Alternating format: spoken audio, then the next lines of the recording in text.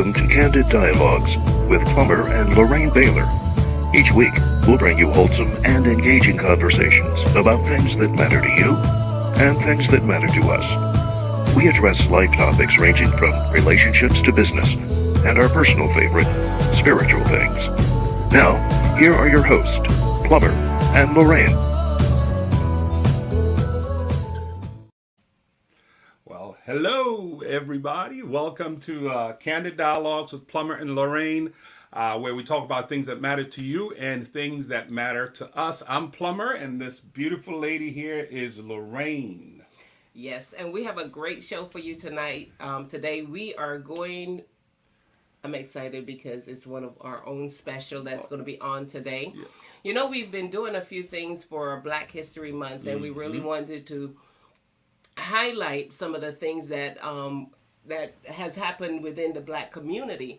Well, I am so privileged to be able to bring on today none other than... Oh, hold that thought. Okay, before we get there, all right? Don't get too excited now. We need to hang them for a second. Okay. Let's just make sure folks are hearing us, because I do have this habit of muting. So if you can hear me, Claire, just give us a thumbs up, maybe a heart, something. Just let us know you can hear us. The mic is on. We want to make sure, because we don't want to miss any of this. Yes, I'm not seeing any thumbs up yet. I know we got a few people on. Dwayne is watching with us. Felicia, thank you for joining us. David. So just give us a thumbs up. Let us know that you can hear us well. Okay, wonderful. Good. Awesome. Good. All righty. Good. Okay. Yeah. Said he couldn't get on. Okay. All right. So we're getting text. Some folks they can't get on. If you search for Candid Dialogues on Facebook, Candid Dialogues, search for Candid Dialogues, the page will come up and you will see we're on live now, so it should be showing. And that means you haven't liked the Candid Dialogues page yet, because if you have liked it, you get a notification. So go ahead and like it. All right, Yema, all the way from London, UK. Some of our London folks haven't come on yet. I see Yomi's on. Wonderful. Yeah, we got a great show today. We're going to be talking about breaking the glass ceiling. We're celebrating women in leadership. Okay. We always got to do something strange. Go ahead. That's a-okay. That's a-okay. So yes, last week, I believe it was, or week before. You talked about heritage and how important it is for us to not only know our heritage, but to talk about it to our kids. And this is Black History Month. And here in the United States, we're celebrating Black History Month. And so, we just going to jump into our show today, here. Specifically today, we really want to talk about African-American women. In this case, it's going to be an Afro-Caribbean woman in leadership that we're going to be bringing on. I believe you have a few little tidbits you want to share before that. Yes. So even as we were researching the show, again, we're talking because the truth of the matter is America is a male-dominated society. Have we come far? Yes, we've come far. Okay, let's fix it, right? A white male-dominated society. Thank you very much. So have we come far? Yes, we have. We've come far. A lot of changes have happened, but we're still not there, which is one of the reasons why, the theme for today is breaking the glass ceiling, and we're going to celebrate women in leadership. I just want to run a few numbers by you so you can see. I hope I can get this up here. Again, I got these stats as I was doing, some research for this show. It's the AmericanProgress.com website. If you go there, you'll see these numbers that I'm about to show you. Just very, very startling here. Let me see if I can pull it up. Yeah, there we go. So women. So now this is women in America. Again, we got to recognize that we have women from all over the place watching, right? In Africa, we got women in Europe, in Asia watching right now. But look at these numbers, honey. Look at these numbers. Women. They earn more than 50. First of all, women make up the majority of the U.S. population. I think it's about 50.8. but they earn more than 57% of undergraduate degrees and 59% of all master's degrees. You go ahead and read those for me because they earn 48.5% of all law degrees and 47.5% of all medical degrees. They earn 38% of Masters of Business Administration and other generalized degrees and 49% of specialized master's degree. This is huge, right? Okay, let's keep go ahead. They account for 47% of the U.S. labor force and 52.5% of the college-educated workforce. Now, you would think, right, with numbers like this, you would have, we would be able to have a great number of women in leadership, but that is not so. And, let me see if I can pull this up here. It says, and yet, although they hold almost 52% of all management and professional level jobs, American women lag substantially behind men in terms of their representation in leadership positions. So now, even if so now we're just talking about women in general, and folks, please feel free to chime in as we go along. Your comments are going to be very welcome because, like Pastor Lorraine was saying, we have a very special guest here today. But even with these numbers, it is even more startling when it comes to minorities, women of color, and then especially African American women, Black women, which is really why we're excited about today's guest. Yes, and actually the guest happened to be none other than my sister, but that's not her profile. Her profile is professional student. No, that's not it. let's bring her. Let's bring her on, because you're not seeing her, right? So let me drum it up. Listen, she is. When we were young, I think we all knew that she was going to be somebody that was going to be a force to be reckoned with. She was one that was very studious. She was very ambitious in a good way. When we bring her on and you see or you listen to her, you're going to find out that there's a lot of depth there. She's a tiny little girl. She's not as tall like me, Lord. But she's tiny and dynamic with it, and she's proud with it, and that's okay. But go ahead and... So we're excited to have Gracelyn McDermott with us today. She is the Vice President. Let me see if I can bring this up. She's the Vice President for... There she is. Hey, Gracelyn. Hello. She's the Vice President for Sales, Marketing, and Business Development within the Mid-Atlantic Division of Kaiser Permanente, which is a healthcare company. Before I even say anything, Gracelyn, I am biased toward Kaiser Permanente. So let me say this because some of your friends might be listening. You got friends in high places. You gotta bring Kaiser Permanente to North Carolina. I've been asking this. We're working on it. If some good. All right, okay. Gracelyn, welcome to the show. Before we even get there, because she probably is not going to talk about all her background and some of the things that she does, but she has been very active within the community in terms of bringing the health care to those that are in need.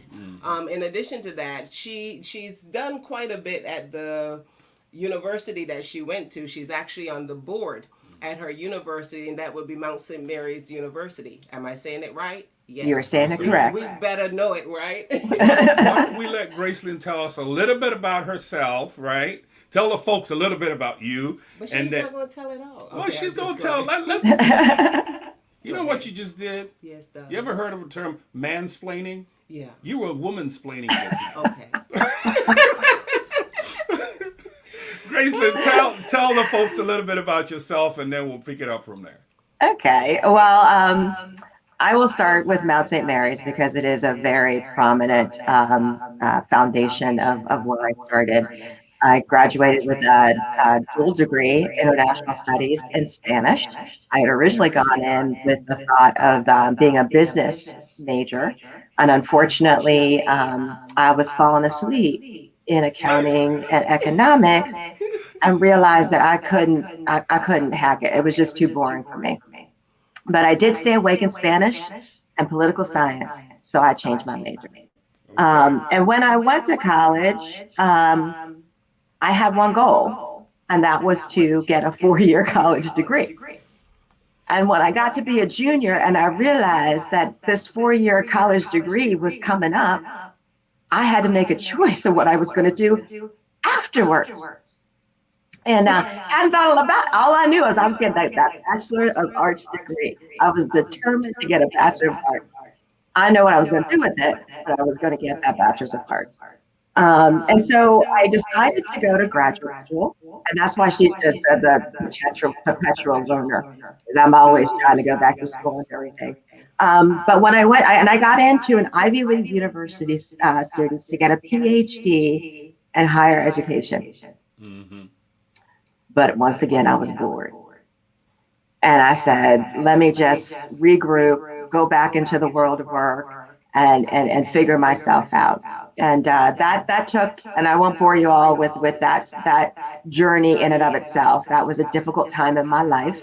But eventually I ended up with a position as a receptionist for a very tiny niche entertainment development company. So when you started as a receptionist, I was answering the phone and I felt really, really bad because I had got a Bachelor's of Arts just to come and answer somebody on the phone. Okay. So your But your go ahead. voice is echoing. Let's see I'm if we not can sure find there's that. a whole lot that can be done about that at Okay, this keep point. going. Yeah. Apologize. Okay. Yeah.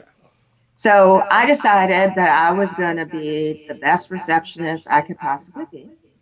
Okay. And 6 months after having gotten the job as a receptionist, they made me the office manager. About a year after that, they started putting me on projects. I became a project manager. And then about 18 months after I started, they decided that they were going to pay for my MBA. So that's how I ended up getting a master's of business administration from Johns Hopkins University. They paid for the entire thing. All right. Well, hold on. Can we just hold on there for a second? Because you really touched on some things in some of the prior shows that we've done. Mm-hmm. I want to ask you, what do you suppose it was? What can you attribute? Because you made a statement, you said, as a receptionist, you made a decision, right? That you are going to be the best receptionist that you could be. I've said it here before, a decision is only as good as the action that you take. Exactly. Right? So what do you suppose it was that got the folks that you were working for to say, okay, well, let's make her project manager. Then from a project manager, let's pay for her MBA. What do you suppose it was? If you could chalk it down to one or two things, other than the fact that you were African American. Because sometimes. Well, I wouldn't say that I was African American didn't factor into it. And the reason I know that is when I went to my wedding, they were shocked that all these Black people were there. They told me this. They were like, oh, I guess she's Black. True story. I'm not exaggerating. Oh, goodness. I guess she's Black, huh? Yep. I asked that question for a reason, and you walked right into it. Good. Yeah. Okay. But really, I think it's what I brought to the table and what they saw that I could do. Okay. Awesome. Okay. All right. I just kind of wanted to piggyback off of that. Go ahead. I'm sorry. Because I just thought that was really important. You made a decision, right? You made a decision. And I think we had, about 4 or 5 series on effective communication in relationships. And, I've known you for as long as I've known Lorraine, and I know you're an excellent communicator. You are an assertive communicator. You respect folks, but you don't allow folks to trample over you. Exactly. So my guess is some of those things were building up as you were going. I remember I was the youngest little girl in the family, and all of these older people, sitting around the table talking. I had to fight I would tell people, Lorraine always teases because I ate fast, right? Well, I always tell her I had to, because if I wanted to get more food, I had to be done first. Okay. So there was So there was competition from a early on. family secrets. There are 8 of you guys, right? There are 8 of you. So And she's the youngest girl. She's the youngest girl. And I think we kind of spoiled her, but that's okay. It worked in a good way, so we're very thankful for that. Now, go ahead. no, go ahead. They Mount St. Mary's did an article, and as she stated, she's on the board there, and they did a very insightful article. And I look back and I said, wow, when I read the article, I said, all the characteristics that that were instilled in her from our parents, I could see it just popping out. And I said, I remember when we came to America, they told us you can be anything you want to be. Yes, they did. Anything you want to be. And they gave an example of working hard. They were just general, my father was an auto body repair man, very successful at it. My mom was just a worker. They didn't go to college, but they told us that we can do anything that we want. They brought us to America to succeed. With that in mind, when I listened to the article, there were some pointed questions that they asked. And within the contents of those questions, I was amazed that she always referenced certain things in there that I remember from our youth. But one of the things she said that I thought was really dynamic, it showed me her growth beyond us as children. And she talked specifically about having not a mentor, but I'm going to let you explain that. Not having a mentor, but having someone that would advocate for you. Can you speak to that a little bit? And why it's important. Yes, and this I always try to the audience the article that was written was based on an interview that I had with young students. It's the freshmen, the sophomores, and juniors and seniors at Mount St. Mary's University. And anytime I have an opportunity to get in front of young people, I want to tell them this gem about the differences between mentorship and sponsorship. Because everybody's always telling, get yourself a mentor. If you get yourself a mentor, you will be able to advance and grow and what have you. And Plummer laid out those statistics early on about despite the fact that women get all of these degrees, they get the majority of the degrees, they're getting this professional education, they're still so limited at the leadership levels in corporations. And there's one reason for that, and that reason is the lack of sponsorship.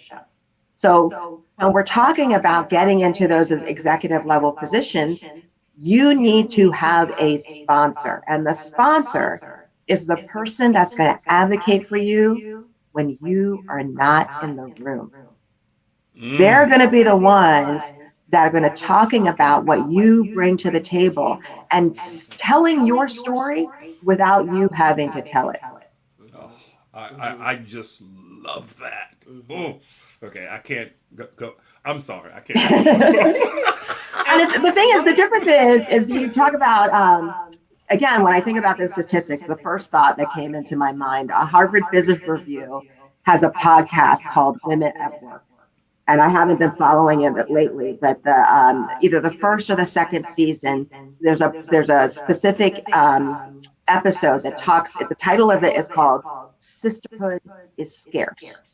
And it's about these two professors who interviewed women, both white and Black, in the corporate environment to talk about their experience and see what the differences were. And what surprised them when they came out of their interview and their research was that there were 3 factors that played into how these women were successful. Okay, so the one we're talking about is obvious, gender, right? That's a factor. The second one is race. So you can imagine as a Black woman, you've got 2 things. Not only the fact that you're a female, but that you're a Black female. So you got 2 things you have to find out. But then the third one is class. And the fact that you see the difference in class. And Lorraine was talking about what our parents brought to us. And not only did they not go to college, they didn't even go to high school. I think my mother might have had a 6th grade education. My father had an 8th grade education. So that's as far as they got. And they told us, get your education. That's why, my focus was to get the BA, because I was going to get that education. But hard work and perseverance and effort, if we put our effort into it, despite the fact that we weren't rich, we weren't even probably middle class, we knew if we put effort into it, we would be successful. When you look at the sisterhood and scare studies, those women who were poor, when you saw them coming up into the corporate environment, they had shame.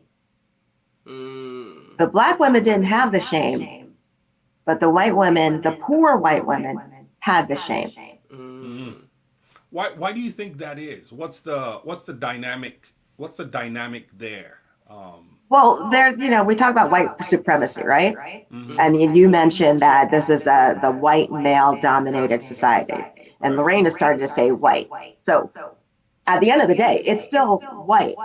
So as a white woman, you already have been born into a level of privilege. That's right. So when you're a poor white woman and you're suddenly in this corporate environment, there's all kinds of emotions and feelings that you find yourself coming up against that manifests itself in how you communicate in the corporate environment, which is why you see, at least, and I can speak from my own experience, you don't see that sisterhood between the Black women and the white women, because there's that tension that's In there the corporate between them environment. in the corporate environment. Okay. And I will tell you, again, personal experience, even though I had several female bosses, it was the men that promoted me and got me into the next level. Until I got to the vice president role, and I had the best female boss I've ever had in my life, who, with the stroke of a pen,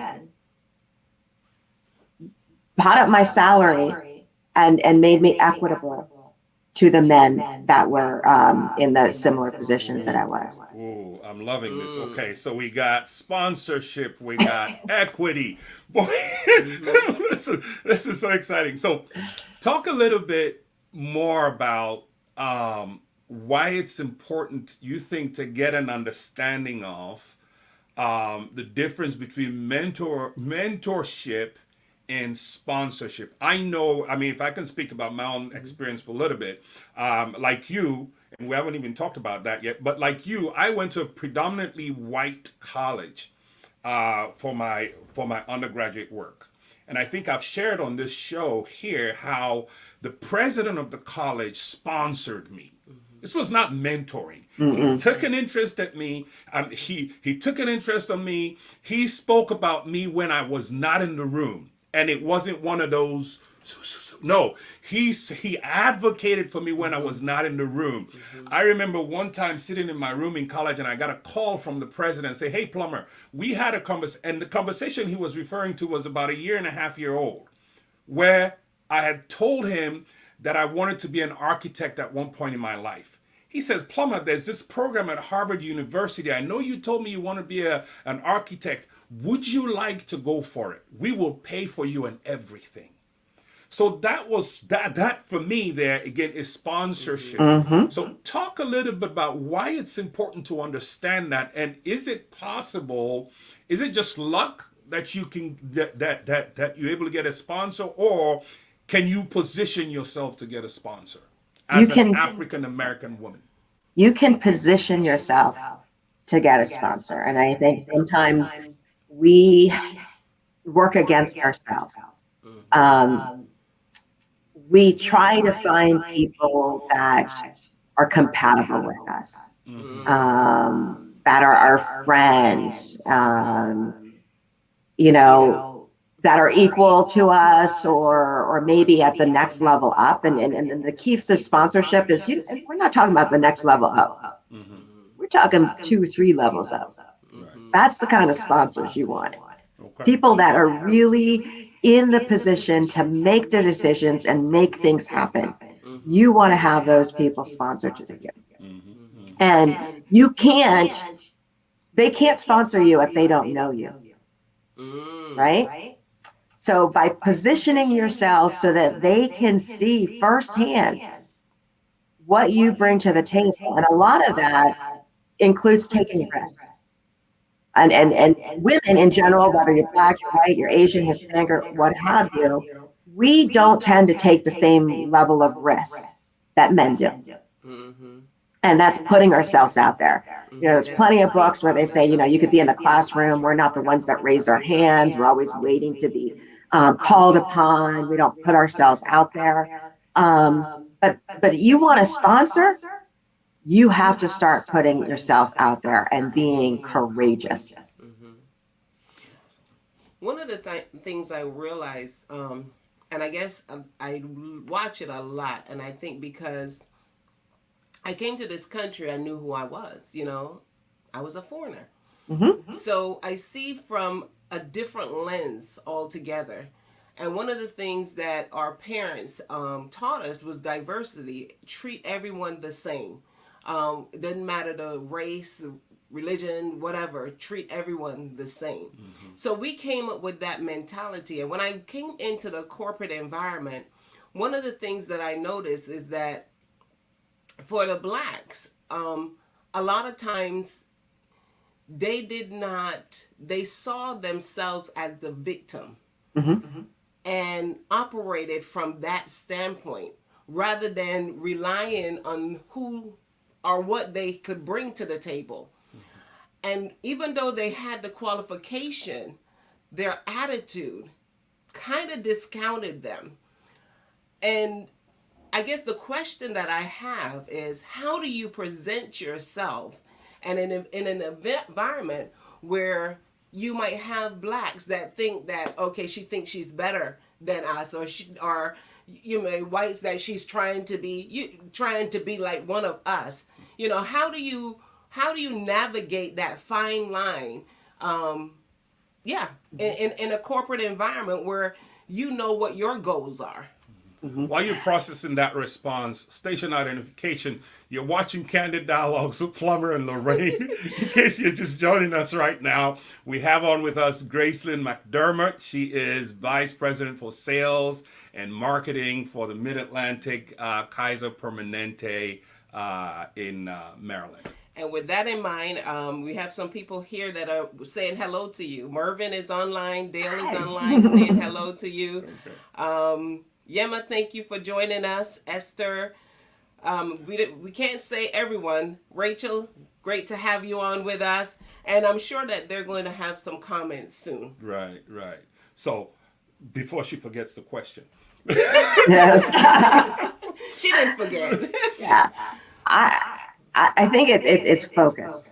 And that's the one thing that we were taught when we were young is don't be looking at everybody else.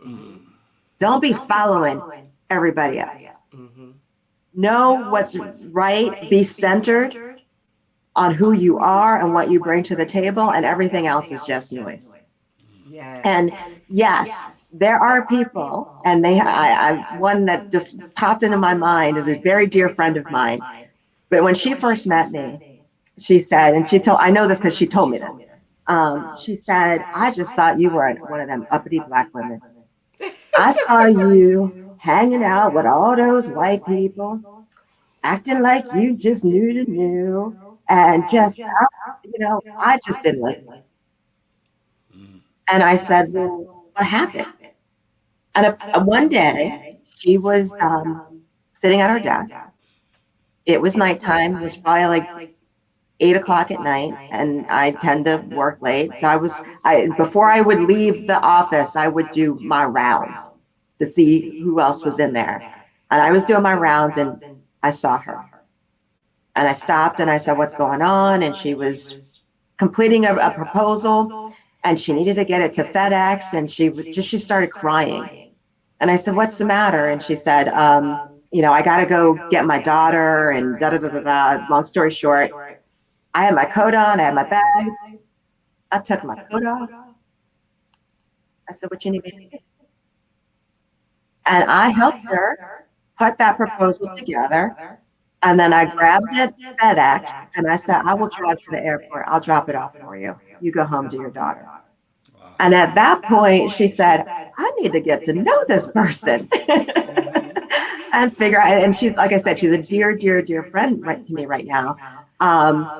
But, it's less about trying to react to how people think you are, but just being focused and continue to be genuine and your authentic self. Yes. Because when you bring your own authentic self to the work, it doesn't matter what people think of you, because you're going to get what you deserve and your rewards. Can we go back to Mount St. Mary's? So talk a little bit about your experience there. It's a predominantly white school. Yes. It's a good school. I know it's a good school. How did you even get to choose Mount St. Mary's? And then talk about your experiences there. Well, I knew I wanted to go to school, and didn't have a lot of money, and trying to figure out, okay, for the applications, how much money could I spend for these little applications. And I wanted to stay local, because I didn't have money to be hopping on planes and driving from this state to that. So I applied to 3 local universities, and got into all 3, got scholarships to all 3, but only one of the schools made a personal call to invite my mother to come up to visit, and that was Mount St. Mary's. And I'll never forget this. My mom said, okay, let's go up. And we drove up. It was just she and I. And we sat. There was one other family, one other African-American family that was there. But the head of the mission sat down and answered every single question that my mother had. And then we laughed. And at the end of the day, I'm like, I don't know. Like I said, I only needed a bachelor's of arts degree. That was the end. The means I wasn't worried about. The end was getting the BA. But my mother said, those people up at that school were kind enough to reach out to me. And I believe the admissions counselor gave her his telephone number and said, you call me if you have any more questions. She says, I got his number. So you could go up there, because I could call him and I could get to you, and I feel confident that they're going to take care of you. So that's how I ended up at Mount St. Mary's. Wow. Okay. During your time at Mount St. Mary's, there was a couple and I think they were very strategic in your success. Talk about that couple. Okay, so Mount St. Mary's is a small university, about 1,400 students. It also has a seminary as well, 114 seminarians at the time. And by nature of it being such a small university, it was very easy to develop relationships with faculty and the administrative staff. They really took a personal interest into the students. And one such individual was the provost, which is basically the vice president of the college, he was talking to several of the students, primarily the minority students, to invite them up to the office, have a one-on-one with him, and just get to know them.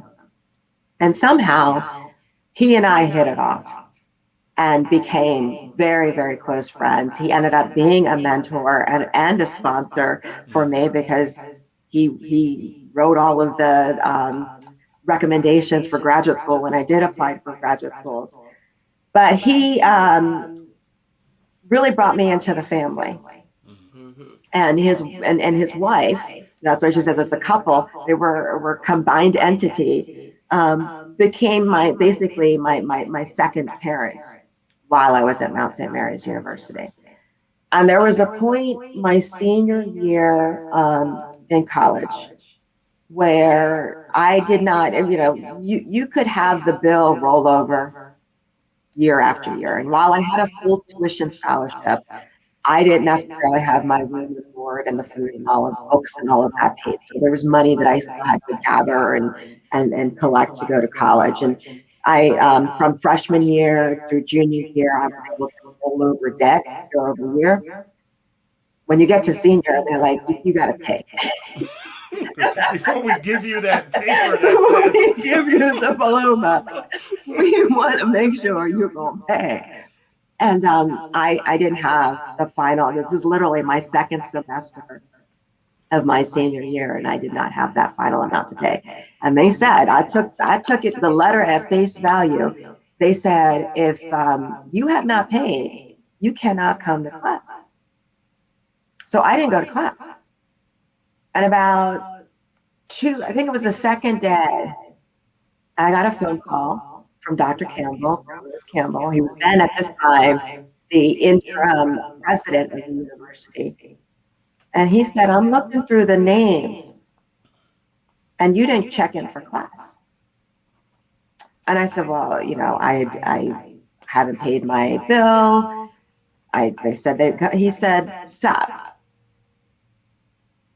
I expect you to be in class tomorrow morning. I said, but he goes, no. You come to campus, go to class, and after you come to class, come up and see me. So I packed my bags, mom drove me out, and went into his office, and he handed me a piece of paper. When I opened it up, my entire bill was free and clear. our story is so similar. I shared this. I know. The president for me was the president of college.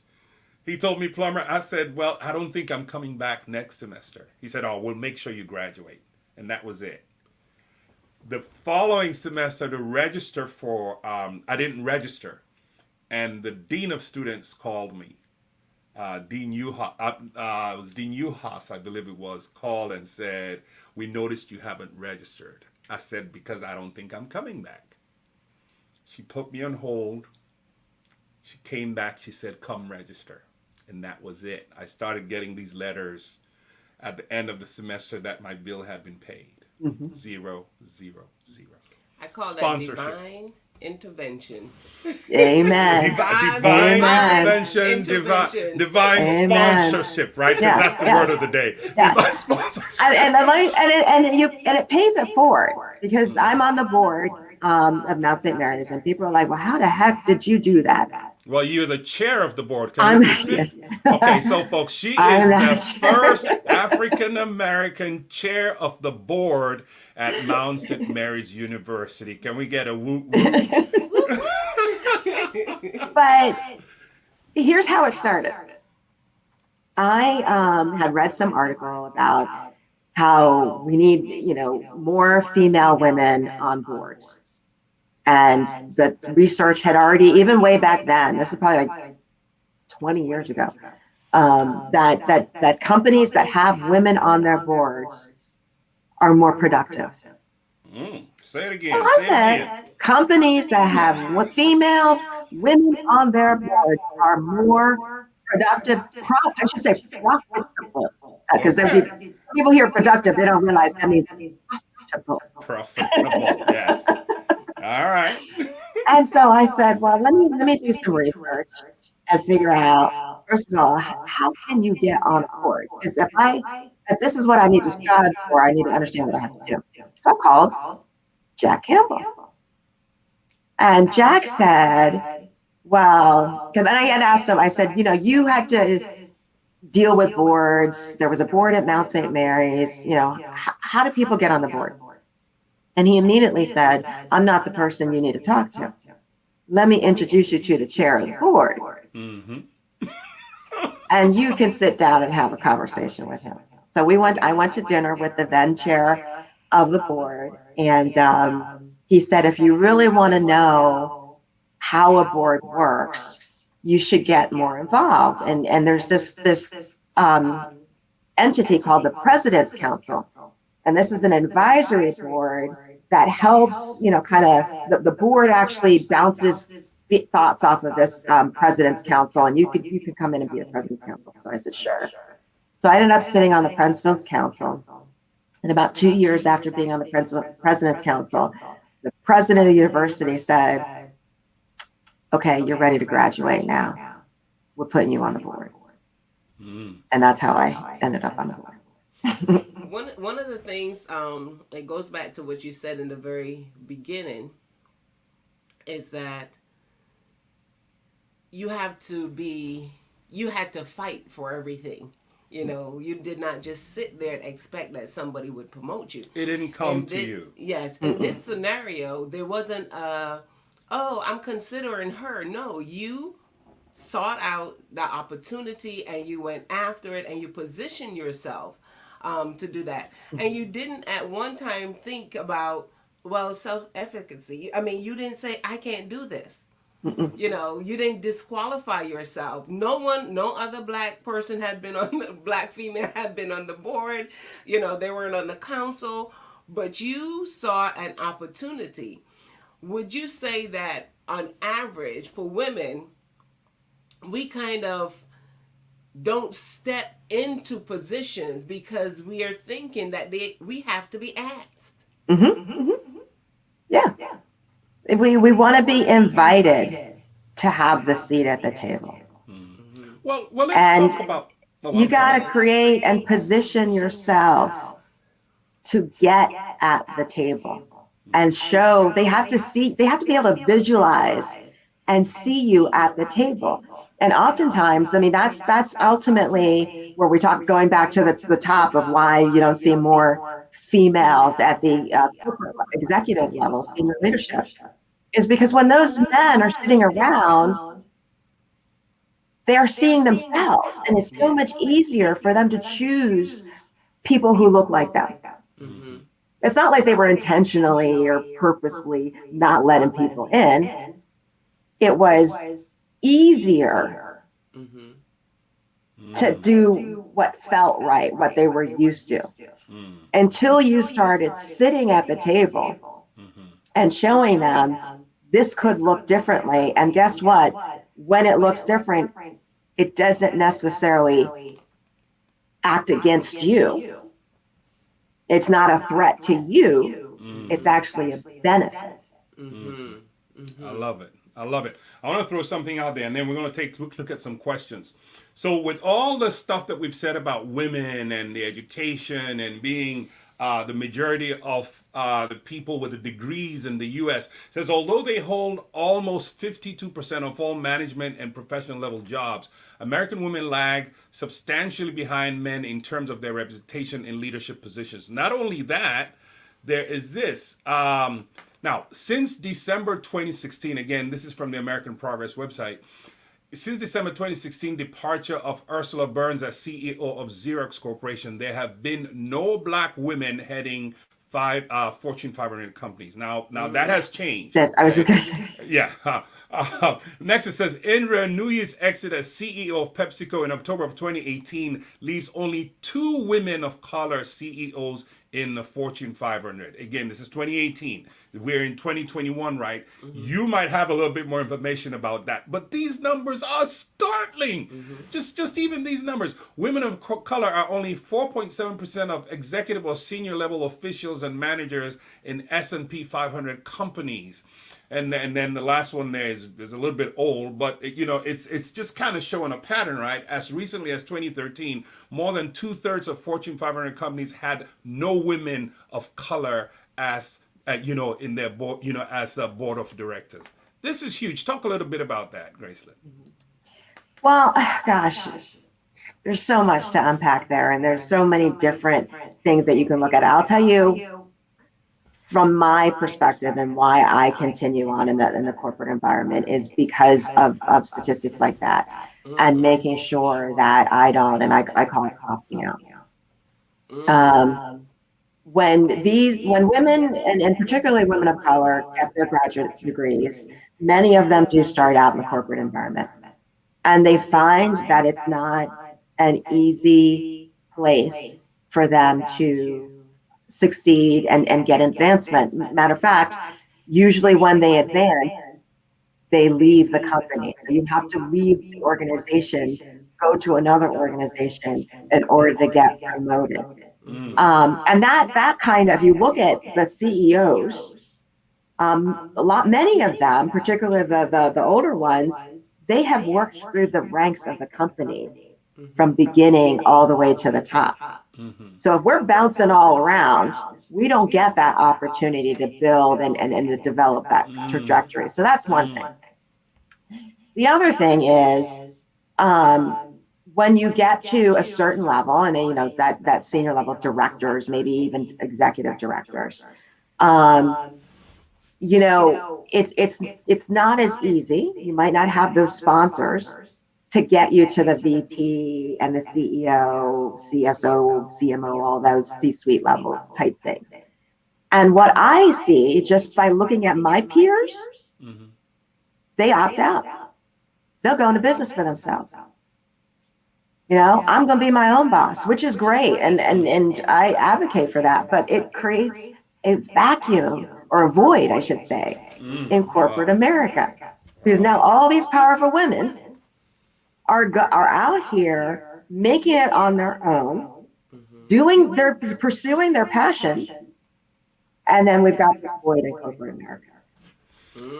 That's another show right there. Powerful women opting out of corporate America. No, I'm serious. You just peaked. That's a whole other research there for me. But I can see that. You know, instead of staying in and building up, and you mentioned the vacuum gap they leave. And again, you want to advocate for them to go and start their own. But so my guess is, again, research needs to be done. But when you see a lot of these women CEOs, chances are it's companies they started. Yes. That's yes. right. Okay. That's another show. Gracelyn, this is excellent. Gracelyn, this has been wonderful. I want to take a look at some comments here. Just some things folks have been saying.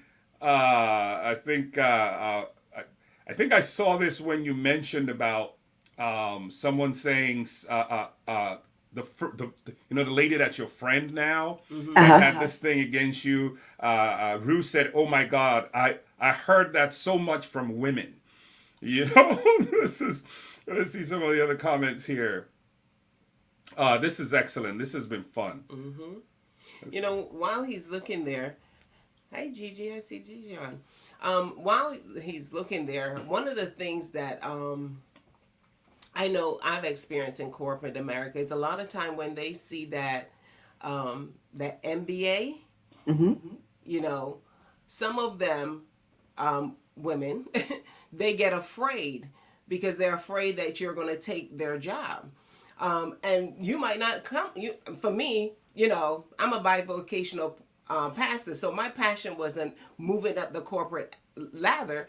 You know, we moved from a few different states and purposely because of ministry. So that was my passion. They didn't know that, but when they see that MBA, they're afraid that your goal is to, you know, railroad them. And it kind of creates tension sometimes. So how do you deal with that tension with whether it's your peers or someone else that is afraid that you might take their higher up position? Gosh, I can't say that I've ever had a direct confrontation in terms of someone who was afraid that I was going to take their job. I've had the fortune of working with lots of women who have already been established in their rights, and actually prided themselves in having more women around them, and you know, had that comfort level. It didn't mean they necessarily directly, because I said, you know, the larger promotions came from men, not necessarily the women. But I didn't see it as them thinking I was going to take their job. But what if I recognize it's very real and other people do see it. And what I would say is it's all about having that conversation and making sure that you reduce that level of threat. Yes. So if you're in a situation where you know, or you start to feel, number one, don't assume, because you don't know what they're thinking. You may think that they are resenting you because you have your MBA and that you're after their job. But after you talk to them, in reality, it's not about you, it's about them. and recognizing that you have a strength that is manifested as a weakness in them, and they have trouble in trying to figure out, how can I tap into your strength so that I can then overcome my weakness. And that's a skill set that not everybody has. And what it manifests itself, and that's what creates the toxic environment, because they have a weakness in themselves. They're struggling with themselves. And the only way that they know how to deal with that is to take it out on you. And at that point, you can't take control of what they do, what they say, but you can control your response. Yes. Yes. Awesome. And so figuring out how to respond in that situation. And sometimes, and I've advised people, especially if it's so toxic that they are just blocking you every step of the imagination, then get out of the way. It's not worth it. That's a nice segue. Gigi has a question here for you.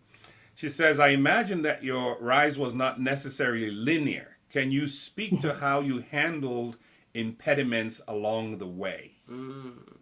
Yes, it was not linear. And some of the things are of my own doing. You have that whole, and that's a whole nother thing, I'm sure, when you talk about the imposter syndrome. And you can sabotage yourself by giving into that imposter system. So I talk about courage in stepping into areas that you may not be the expert on. And I go back to my early career, even, right after the job where I was a receptionist. I had the good fortune of working for what was called a contract research organization. And everybody in the organization was basically a scientist. And they, you had to have every project that you had. I was a project manager, but every project that you had to have a scientific team lead, because the scientific team lead knew what was going on and it was really the power of the project. And the project manager, you just did the timelines and just told people when things were due, but you had no real power at the time. And I, again, fortunate enough, or misfortune, the scientific team lead on my very first project went out on leave because she was diagnosed with cancer. And the president of the company ended up being the scientific team lead. And he called me into his office and he looked at me and he said, look, I don't have time to run this project. So you're going to have to step it up. You're going to have to figure this out, because I just don't have the capacity to do it. I have to do it because of the faith and the title is expected, but I can't be the one doing the work. And so I ended up being basically the full-fledged leader of that project. Fast forward, and the scientific team lead, the original one, came back. She beat cancer. And I remember walking in the office that day, and you could feel the tension on the floor. And I said, what's going on? And they said, Carol's back. I thought, oh goodness, this is not a good thing, because now I've been running this woman's project, and I'm sure I knew she was a very particular woman, and I've done something wrong. So I had a one-on-one. Carol is sitting behind her desk, and I'm sitting in front of her desk, and she is just typing away and basically dressing me down. I don't understand why this was done. I don't understand why this is done. This is ridiculous. And she's just going on and on and on and on. And finally, I stopped, and I didn't realize I did this. It was in my mind. I was asking a question, but I verbalized the question. And the question was, why are you being such a witch?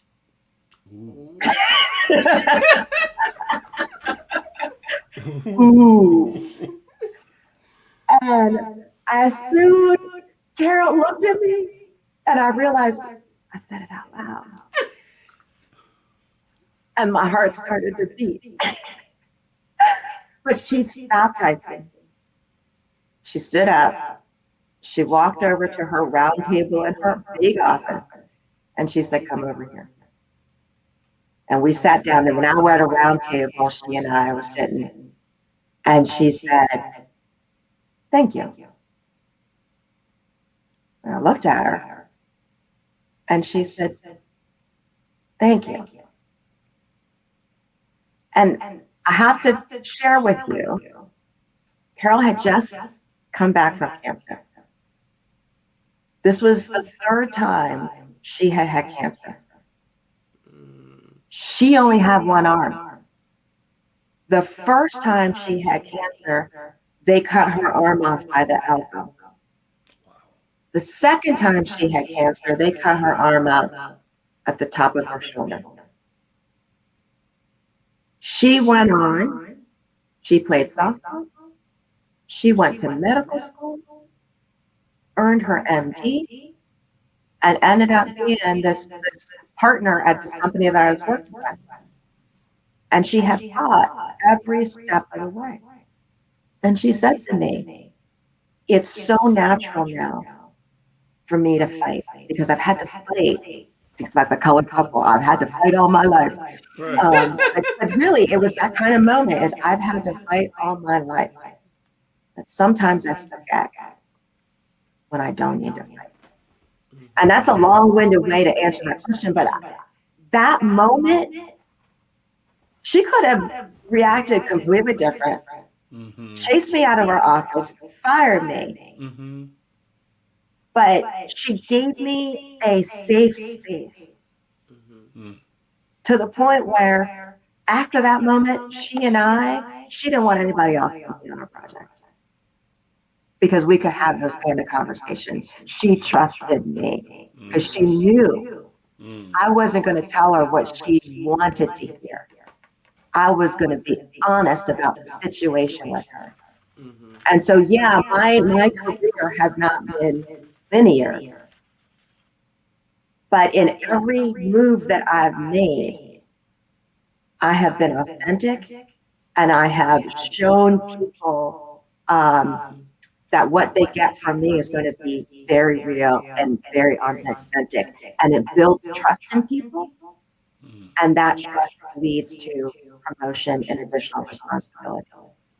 Wow. I was taking some notes here, trying to summarize some takeaways, right?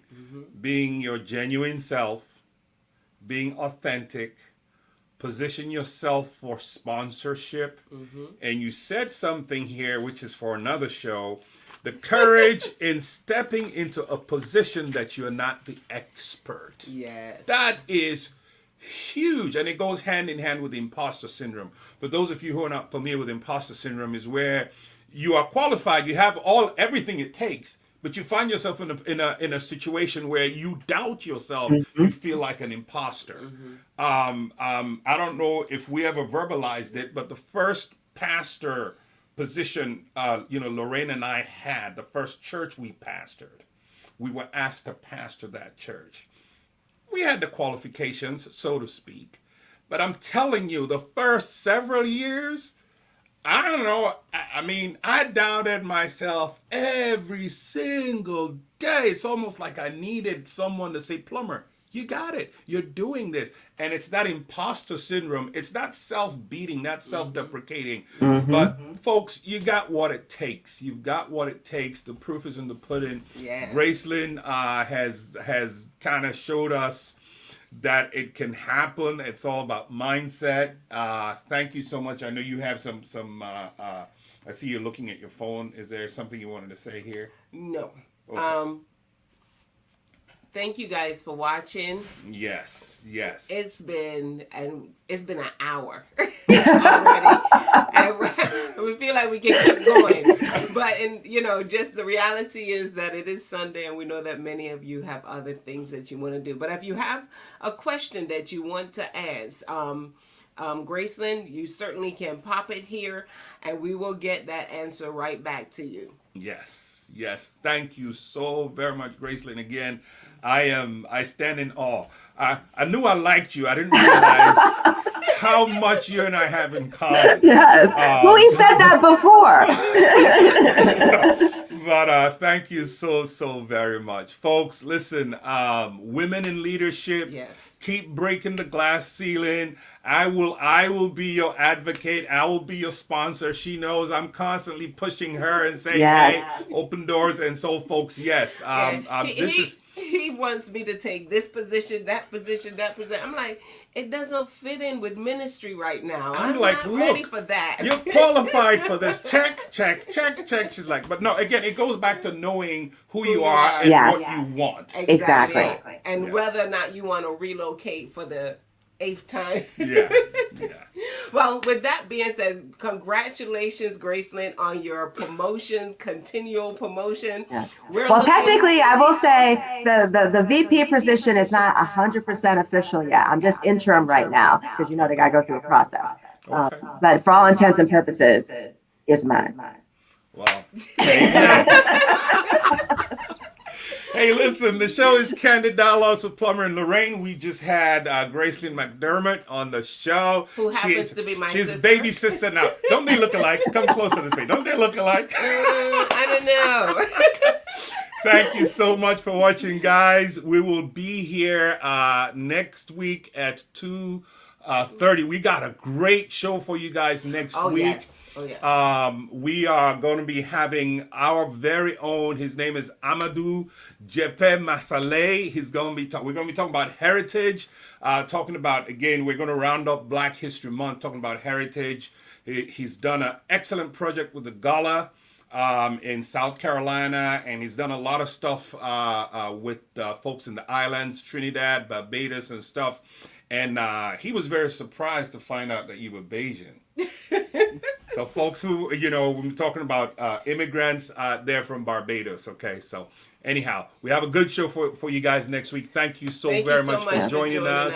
Thank you for And let me see having if me. I can do this right. All right, Gracelyn, we'll see you. Thank you.